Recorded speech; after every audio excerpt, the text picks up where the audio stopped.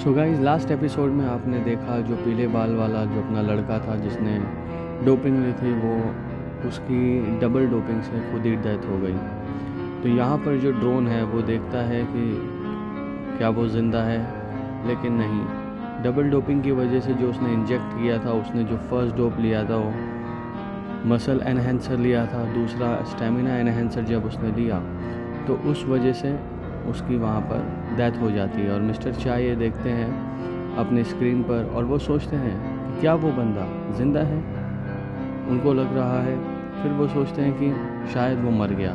वहीं मिस्टर किम उसे कहते हैं कि शायद डबल डोपिंग उसने जो एक के बाद एक ली है, उस वजह से उसकी मौत हो गई। बॉडी इतनी जल्दी कोई भी डोप को एक्सेप्ट नहीं करती है।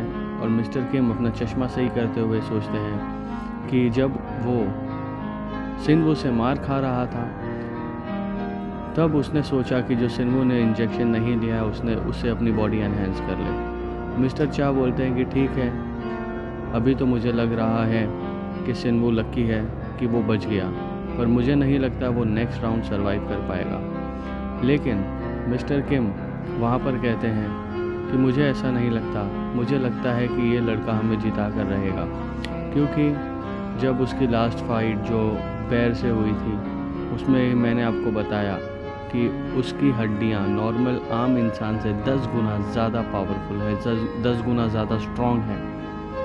और हम लोग कुछ भी कर ले, हम लोग डोपिंग से मसल एनहेंस कर सकते हैं, हम लोग अपने बॉडी के कोई भी पार्ट एनहेंस कर सकते हैं, उसे मतलब ज़्यादा फाइबर मसल में ला सकते हैं, लेकिन हम लोग डोपिंग से कभी भी हड्डियों को स्ट्रॉन्ग नहीं बना सकते। और यही सिन्वू का प्लस पॉइंट है कि उसकी हड्डियां नॉर्मल आम इंसान से 10 गुना ज़्यादा स्ट्रॉन्ग हैं, 10 गुना ज़्यादा पावरफुल हैं। मिस्टर शाह हैरानी से सोचने लगते हैं कि अब क्या होगा क्या पता, लेकिन मिस्टर किम उन्हें भरोसा दिलाते हैं कि हो सकता है कि ये हमारे रिसर्च का ब्रेक थ्रू रहे। फिर यहीं पे सीन शिफ्ट होता है।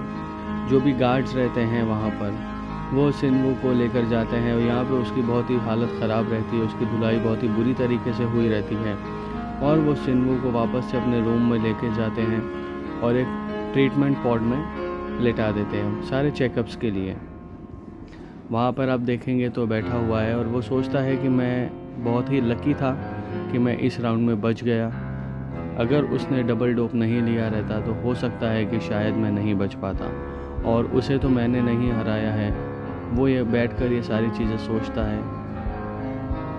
उसकी जो जीत हुई है वो डबल डोपिंग की वजह से हुई है। अगर वो नहीं लेता तो मैं नहीं बच पाता।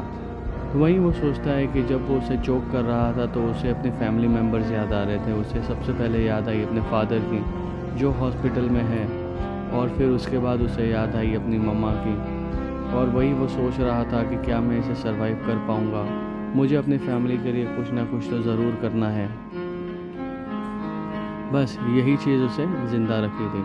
वहीं पे एक ड्रोन आ जाता है वहाँ पर नेक्स्ट अपना टास्क लेकर, जो कि नेक्स्ट नोटिफिकेशन लेकर ड्रोन आ जाता है। और वहीं पे मास्क वाला आदमी कहता है उसे कि ये जो ड्रोन है यही तुम्हारा गाइड है, और आप अभी से ये गाइड तुम्हें बताएगा कि आगे क्या करना है, किधर जाना है, नेक्स्ट जो टास्क रहेगा वो क्या रहेगा। और ये गाइड को हल्के में नहीं लेना। ये गाइड के ऊपर जो ड्रोन है इस पर एक नोज़ल भी सेट है, अगर तुम कोई भी हरकत करोगे तुम्हें गोली मार देगा।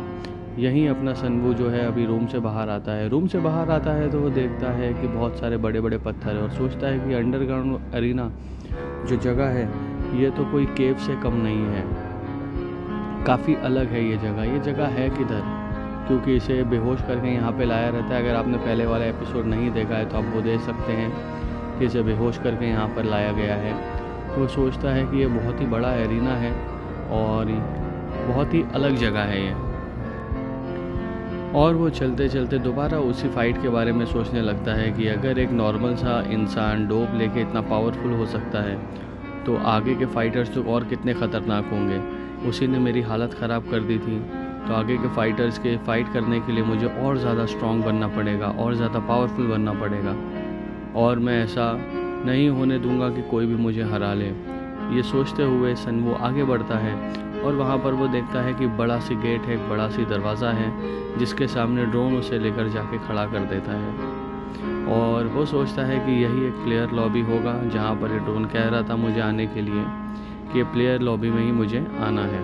और वहाँ पे देखता है तो बहुत सारे सैकड़ों ड्रोन्स हवा में रहते हैं। इसका मतलब ये है कि उस प्लेयर लॉबी में सैकड़ों प्लेयर्स वहाँ पे खड़े रहते हैं और सारे ड्रोन्स उन्हें वहाँ पर लेकर आते हैं जो कि उनके गाइड हैं। और सिन्वो ये देखकर चौंक जाता है कि इतने सारे लोग यहाँ पर खड़े हैं, इतने सारे ड्रोन्स यहाँ पर हैं और इतने सारे फाइटर्स यहाँ पर खड़े हैं और वो लोग एक मॉनिटर स्क्रीन की तरफ देख रहे हैं। और ये देखकर वो बिल्कुल ही चौंक जाता है क्योंकि उसकी एंट्री बिल्कुल ही लास्ट में होती है।